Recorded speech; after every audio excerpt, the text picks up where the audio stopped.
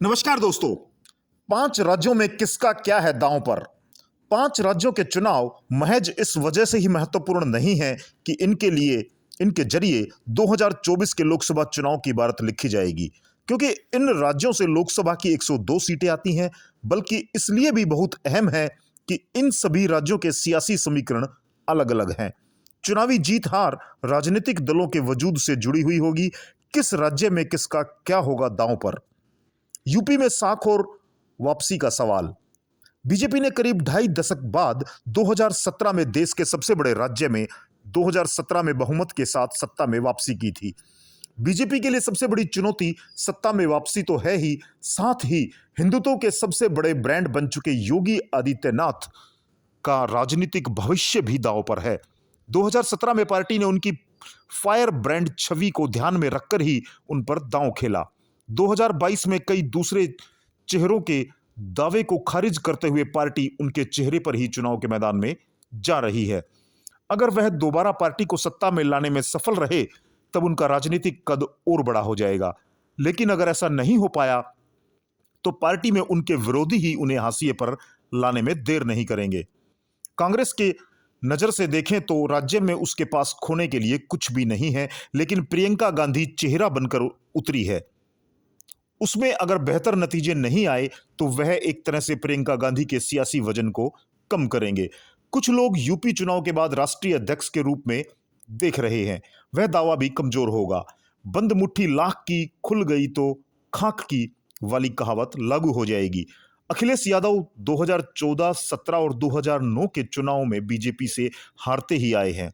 2022 में उनके लिए यह महत्वपूर्ण नहीं होगा कि वह ही बीजेपी के मुख्य मुकाबले में होते हैं, बल्कि पूरे हाल में सत्ता में वापसी चाहिए होगी, वरना उनकी बात नहीं बनेगी।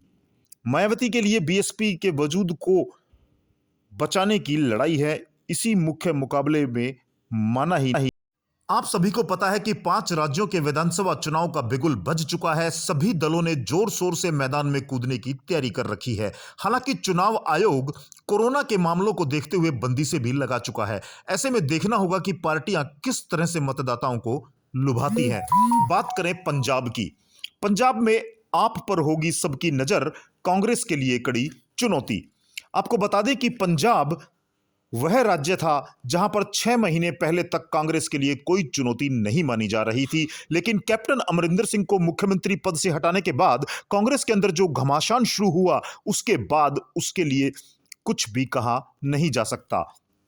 अगर कांग्रेस पंजाब नहीं जीत पाई तो उसके पास महत्वपूर्ण राज्यों में सिर्फ राजस्थान ही बचा रह जाएगा। साथ ही राष्ट्रीय राजनीति में मुख्य विपक्षी दल की भूमिका पर भी सवाल उठेंगे।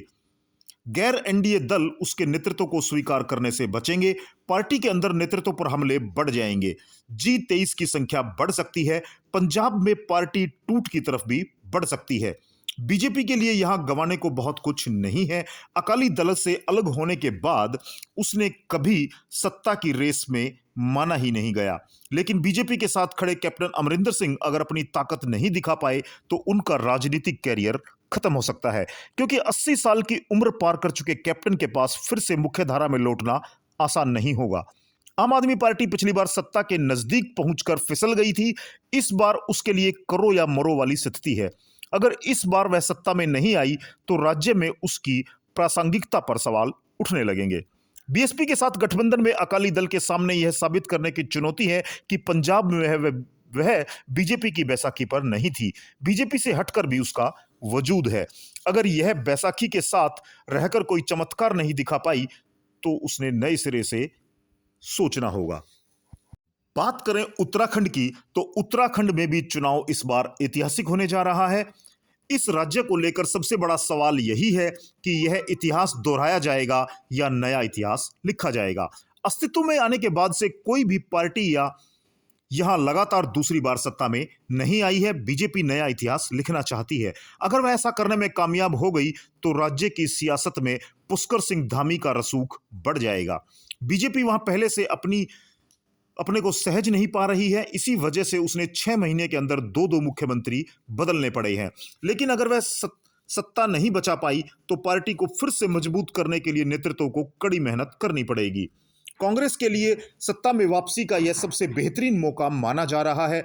अगर वह इस मौके को गंवा देती है तो राज्य में पार्टी को एकजुट रख पाना बहुत मुश्किल हो जाएगा।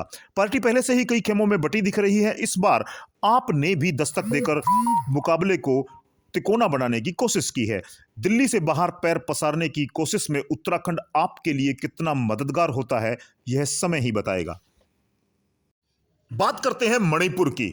मणिपुर में नई राह।